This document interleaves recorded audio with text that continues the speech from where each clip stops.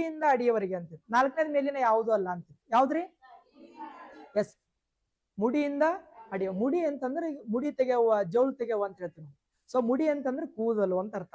So ಅದಕ್ಕೆ ಅವ್ರ ಏನ್ ಕೊಟ್ಟಾರಪ್ಪ ಅಂದ್ರೆ ಶಿರದಿಂದ ಪಾದ ಅಂತ ಕೊಟ್ಟಿಲ್ರಿ, ಮುಡಿಯಿಂದ ಅಡಿಯವರೆಗೆ. ಅಡಿ ಅಂದ್ರೆ ಕೆಳಗೆ, ಅಡಿಯಿಂದ ಮುಡಿಯವರೆಗೆ ಏನೋ ಬಹಳ ಜನ ಹಾಕ್ಯಾರ, ಗೊತ್ತಿರ್ಲಿಲ್ಲ ಅವ್ರಿಗೆ ಅಡಿ ಅಂದ್ರೆ ಏನು ಮುಡಿ ಅಂದ್ರೆ ಏನಂತ.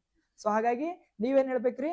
ಮುಡಿಯಿಂದ ಅಡಿಯವರೆಗೆ, ಅಥವಾ ಶಿರದಿಂದ ಪಾದದವರೆಗೆ, ಅಥವಾ ತಲೆಯಿಂದ ಕಾಲುಗಳ ಕಡೆಗೆ. ಅವ್ರು ಹೆಂಗೆ ಕೇಳಿದ್ರು ಮ್ಯಾಲಿನ ತಳಗ ತಟ್ಟೆ ಹೇಳಿ. ಓಕೆ, ಎಸ್, ಇದೇ ತತ್ವನ ಶಿರೋಪಾದಾಭಿಮುಖ ತತ್ವ. ಮತ್ 10 ತತ್ವಗಳು ಬರ್ತಾವ್ರಿ. ಆ 10 ತತ್ವಗಳನ್ನ ನಾನು ನಾಳೆ ಹೇಳಿರ್ತೀನಿ. ಇದು ಅರ್ಥ ಆಯ್ತಾ? ಈಗ ಈ ವಿಕಾಸ ಅಂತಕ್ಕಂಥ ಕೂಡ ಕ್ರಮಬದ್ಧತೆಯಿಂದ ಕೂಡಿದೆ. ಓಕೆ, ಕ್ರಮಬದ್ಧತೆಯಿಂದ ಕೂಡಿದಲ್ರಿ ವಿಕಾಸ ಅಂತಕ್ಕಂಥ.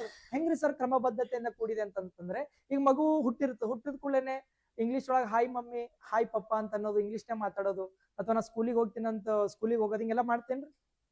ಮಾತಾಡ್ತದ? ಇಲ್ಲಲ್ಲ. ಸೊ ಹಾಗಾಗಿ ಮೊದಲು ಮಗು ಮೂಲ ಅಕ್ಷರಗಳನ್ನ ಕಲಿತದ. ಮೊದಲು ಏನ್ ಮಾಡ್ತದ್ರಿ? ಮೂಲ ಅಕ್ಷರಗಳನ್ನ ಕಲಿತದ. ಅದಾದ ನಂತರ ಸಣ್ಣ ಸಣ್ಣ ವರ್ಡ್ಸ್ ಗಳನ್ನ ಕಲಿತದ. ಅಪ್ಪ, ಅಮ್ಮ, ಎ ಫಾರ್ ಆಪಲ್ ಕಲಿತಲ್ರಿ. ಎ ಅಂದ್ರೆ ಏಣಿ, ಹೂ ಅಂದ್ರೆ ಊಟ, ರು ಅಂದ್ರೆ ಋಷಿ. ಈ ರೀತಿ ಅಂದ್ರೆ ಮೊದಲು ಮೂಲಾಕ್ಷರಗಳನ್ನ ಅ ಇ ಈ ಉ ರಗಸದ ABCD ಇವೆಲ್ಲ ಕಲಿತದ.